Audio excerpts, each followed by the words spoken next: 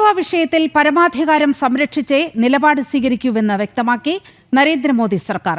മറ്റു രാജ്യങ്ങളുമായുള്ള ബന്ധം US നിർദ്ദേശിക്കും പോലെ തീരുമാനിക്കാനാവില്ലെന്നാണ് നിലപാട്.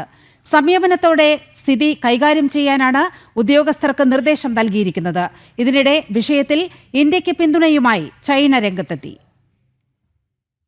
തീരുവ വർധനയിൽ അമേരിക്കയുമായി ഒരു തരത്തിലുള്ള വിട്ടുവീഴ്ചയും വേണ്ടെന്ന നിലപാടിലാണ് ഇന്ത്യ.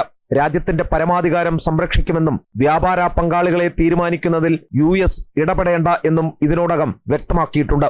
ചെറിയ തിരിച്ചടികൾ ഉണ്ടാകുമെങ്കിലും സംയമനത്തോടെ സ്ഥിതി കൈകാര്യം ചെയ്യാനാണ് ഉദ്യോഗസ്ഥർക്ക് നിർദ്ദേശം നൽകിയിട്ടുള്ളത്.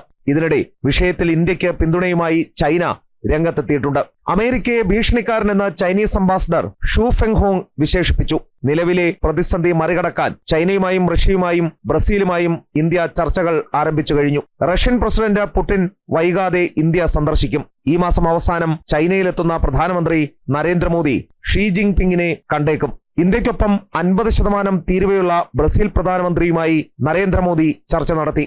ബ്രിക്സ് കൂട്ടായ്മ ഒരുമിച്ച് പ്രതിസന്ധി മറികടക്കുന്നതിനെക്കുറിച്ചും ചർച്ചകൾ ആരംഭിച്ചിട്ടുണ്ട്. ശ്രീകാന്ത്, ജനം, ഡൽഹി.